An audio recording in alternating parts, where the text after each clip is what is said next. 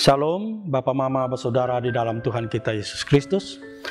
Senang sekali bisa berjumpa dengan saudara sekalian untuk bersama-sama kita belajar dari firman Tuhan dalam santapan rohani Hosana bersama saya, Penatua Stefanus Rumrus. Firman yang akan saya bagikan pada saat ini, saya ambil dari surat Yakobus, pasal 1, ayatnya yang kedua sampai ayat keempat. Sebelum kita membaca firman Tuhan, mari kita minta pertolongan Tuhan di dalam doa. Kita berdoa.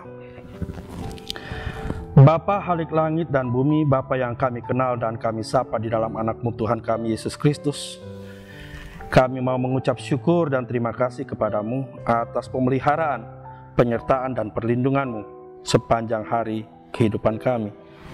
Meskipun saat ini kami anak-anak-Mu berada dalam kesesakan, tapi kami tetap meyakini bahwa sebesar apapun ancaman yang kami hadapi, Engkau akan tetap bersama-sama dengan kami.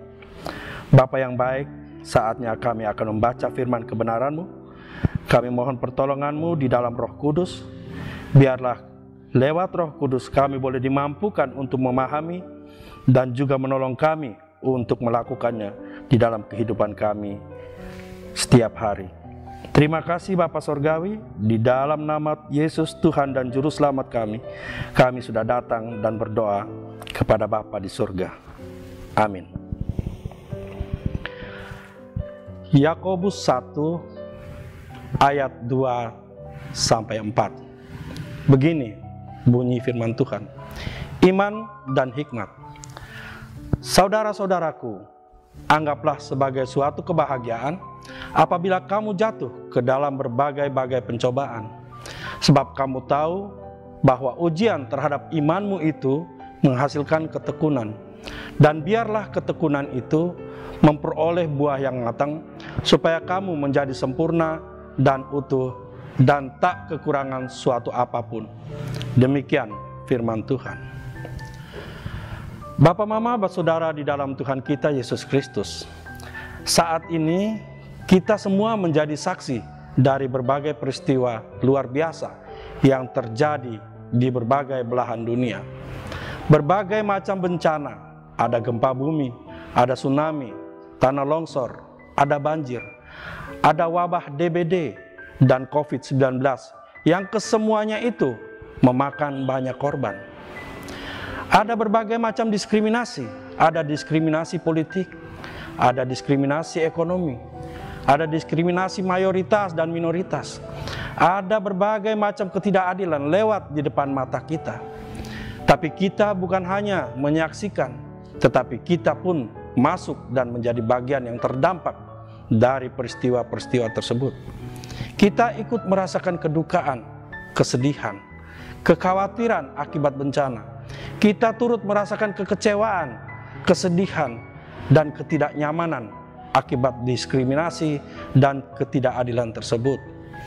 Tetapi ujian iman juga pada masalah-masalah dalam kehidupan kita sehari-hari, baik sebagai individu, sebagai makhluk sosial, baik dalam keluarga maupun kehidupan berjemaat, yang pada perjalanannya sering terjadi gesekan-gesekan yang tidak mengenakan hati, bahkan berujung pada pertikaian dan permusuhan dan juga dendam.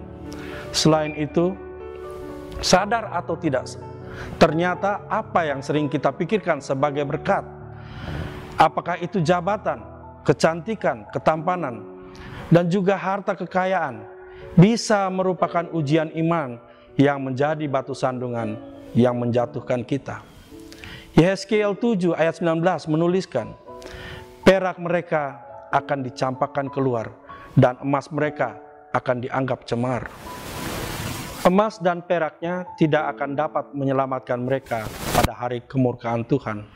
Mereka tidak akan kenyang karenanya, dan perut mereka tidak akan terisi dengannya. Sebab hal itu menjadi batu sandungan yang menjatuhkan mereka dalam kesalahan. Tetapi firman Tuhan yang tadi kita baca bersama mengajar kita untuk menerima semua itu sebagai suatu kebahagiaan, bahkan suatu ujian iman yang menghasilkan ketekunan, dan ketekunan itu membuat kita memperoleh buah roh yang matang. Tentu saja, untuk bisa menerima semua peristiwa tersebut sebagai hal yang membahagiakan, bukanlah hal yang mudah. Disinilah diperlukan suatu penyangkalan diri, yang sebagaimana kita ketahui bersama adalah syarat untuk mengikuti Tuhan. Kita juga harus meminta hikmat dan pertolongan dari Tuhan, agar dengan demikian kita memperoleh kemampuan. Nah, apa saja yang kita dapati sebagai buah dari ketekunan? Ada kasih, sukacita, damai sejahtera, ada kesabaran dalam menghadapi berbagai situasi, ada kemurahan dan kebaikan untuk saling berbagi, serta ada kesetiaan untuk terus berada di sekitar firman Tuhan, serta mengaplikasikannya dalam kehidupan kita untuk tetap setia, berpegang, dan berpengharapan pada janji-janjinya.